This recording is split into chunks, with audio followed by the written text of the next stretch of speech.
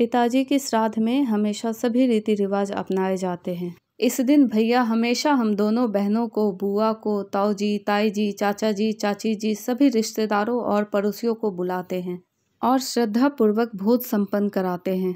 हालांकि पारिवारिक स्थिति इतनी अच्छी नहीं है, परंतु फिर भी माँ की आत्मसंतुष्टि के लिए उन्हें सारे विधि विधान करके अच्छा महसूस होता है। आज भी श्राद्ध था। हम दोनों बहनें रात को ही परिवार के साथ आ गई थी। बड़ी दीदी कुछ अनमनी सी थी। एक दो बार पूछा पर उन्होंने टाल दिया।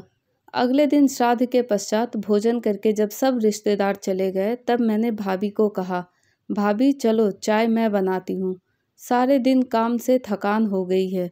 मैंने चाय बनाकर सबको दी। इतने में माँ बोली, तेरी दीदी कुछ चुपचाप लग रही है, क्या हुआ? माँ दीदी से मनुहार करके पूछने लगी। इतने में दीदी जोर से गुस्से में बोल पड़ी, तू ये बता, तुम लोगों ने हमारे लिए किया क्या है? बस शादी करके निपटा दिया। अभी मेरी सहेली को उसकी माँ ने 2 लाख रुपए दिए हैं। इतना कहकर वह जोर जोर से रोने लगी। मेरी दूसरी सहेली को उसके भाई ने राखी पर सोने की चेन दी थी। तुम लोग तो कभी भी हमें कुछ देना ही नहीं चाहते हो। दीदी के घर में किसी चीज़ की कोई कमी नहीं है। शादी के 20 साल बाद भी उन्हें हमेशा मायके से शिकायत रही है।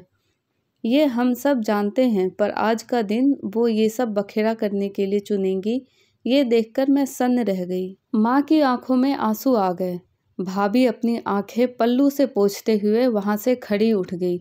भैया आंखों में हताशा के भाव लिए कभी दीदी कभी मुझे देख रहे थे। वो खड़े उठे और भारी कदमों से बाहर आ गए। मैं भी उनके पीछे बाहर आकर खड़ी हो गई। अंदर जोर जोर से दीदी की शिकायतों का पुराण चल रहा था। भैया बाहर आंखों में आंसू लिए खड़े थे। मैंने भैया का हाथ पकड़कर उन्हें बिठा दिया। उन्हें रोते देख मन भारी हो गया। भैया, ये दीदी तो कुछ भी कहती रहती है। उनका गुस्सा दूध में उबाल की तरह है, एकदम बैठ जाता है। आप परेशान क्यों हो रहे हैं? आपकी छुटकी तो हमेशा आपके साथ है। उन्होंने धीमे स्वर में कहा, छुटकी, पापा की आत्मा तो आज बेहद दुखी होगी। मैं तुम बहनों को खुश नहीं रख पाया।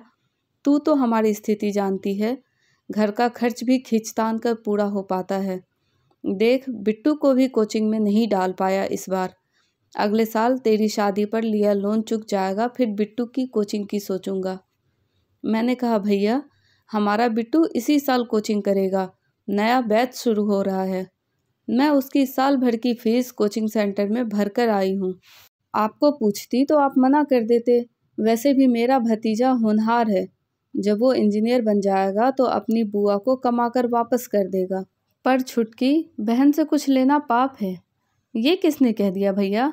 हमारे किसी भी काम के लिए आप हमें कभी ना नहीं करते हैं, जितना बन पड़ता है करते हैं। तो जब आज मेरे बिट्टू को ज़रूरत है तो क्या मैं अपने कदम पीछे खींच लूँ?